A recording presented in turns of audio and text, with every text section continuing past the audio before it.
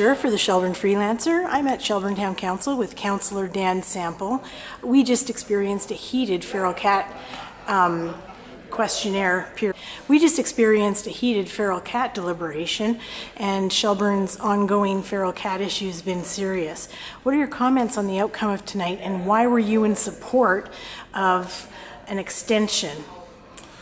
Well, just due to the fact that I did, at one of the previous council meetings, say I did support her extension request to get her through the winter months, to get her to the point of where she needed to be in the future. Not necessarily saying that's the best location, and I understand that it is not the best location, but moving forward, we have to give someone time that was actually providing a service to the town, is my opinion, that we needed to move forward and give her a little bit of time to get her to the right spot. But in the end, that was denied, correct? In the end, that was denied by the other councillors. There was 2 in favor and the rest were not in favor of moving. So the cease and desist motion will stand up for October. And what do you suppose the outcome would be if Sharon just tomorrow took down her feral cat rescue signage and closed her business but kept her cats? Yeah, I was wondering that myself, because there is no, I think there was some conversations going on behind the scenes that there has to be some rework back in the house to do that, to bring it back up to a proper level. But if there is no business, there will be no reason for it, right? Because then she'll be just a lady with a house full of cats. Exactly. So that's... So you guys will be left off the hook. Yeah, it will be, yep, as far as I see. Okay. Interesting. And what other important issues stand out from the meeting for you this evening?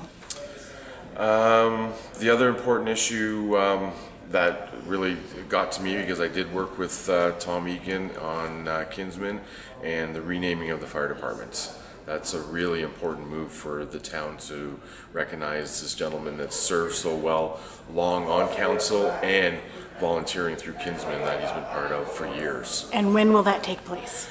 Town staff will be working through the process now, so I would imagine we have to get together with the other municipalities that are involved in it and bring it all together for the fire department to review. Oh, well, thank you very much for your input. Sir, I'm at Shelburne Town Council with Councillor Wade Mills, and just finishing up our council meeting. What are your thoughts on the outcome of observing bylaws and in regards to the feral cat rescue situation? Yeah, council was faced with an interesting challenge tonight. Proponents for the feral cat rescue had asked council to basically extend the enforcement of a bylaw order which has already been issued.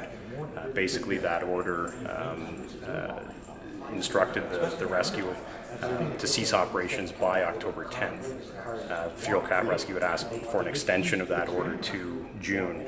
My question to council was essentially whether or not council had the authority to do that without granting formal relief under our bylaw. And the difficulty, or the potential difficulty that I saw with that, is we have an existing bylaw in place. It's a zoning bylaw. An order has already been issued under that bylaw because of an infraction. And you know, I'm not sure, without doing a bit of further research, whether council can just arbitrarily decide to extend the enforcement or essentially ignore the enforcement of that order. So that was a question I raised. I wasn't necessarily opposed to an extension in principle, but I don't think the council necessarily has the legal authority to do what was being asked of it. So I opposed that motion along with 3 other councillors, and it was defeated. And so now Sharon was denied her extension, and the cease and desist order will take place on October 10th. What are the odds? What will happen to her if she just decides to take down her signage, close down her business, and keep a bunch of cats as pets? I guess we'll have to see what happens at that point.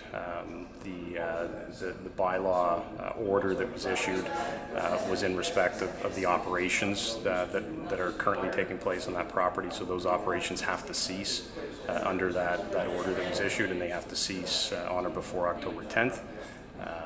So I'm not going to speculate as to what she may or may not do after that, or what any response might be to that. So. And what can you offer to the public who might have heated feelings over this situation? Well, I know that this was an issue that generated a lot of emotional response from a lot of people. But as I said in part of my remarks tonight, the difficulty is, council unfortunately cannot look at a bylaw on an individual basis. We have a bylaw in place, and rightly or wrongly, that bylaw has to be enforced or changed. The request was not to change the bylaw; it was simply to not enforce it, and that's where I had an issue. We can't just decide not to enforce a bylaw that's on the books. Well, thank you for your comments this evening, Councillor Mills. Mayor Ken Bennington, we're just finishing up the council meeting this evening. What are your thoughts on the feral cat rescue situation and the high tempers that might be around lately? Well, it's on one hand, I'm glad that the council's finally made a decision, because this is an issue that's been going on for too long.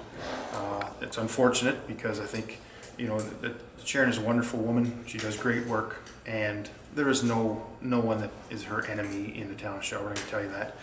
The problem is the success of her business has generated some neighborhood complaints, and that was the fall of the feral cat rescue. So the decision tonight was to enforce the stop work order in October.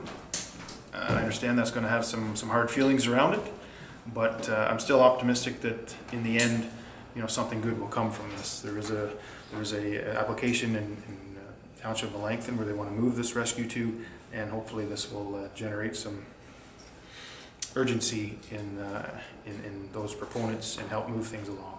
And to what extent do you think the neighbor who complained will pursue another complaint if Sharon closes her business and just closes her signage and then becomes a woman with a bunch of cats? So that's a possibility, and I want to just stop that rumor right now. There's one complaint on paper. There's several complaints in person to me at different events from that neighborhood. There's one on paper. There's several complaints from the neighborhood, and so Janet has been here, and Janet has taken all those lumps for that whole community.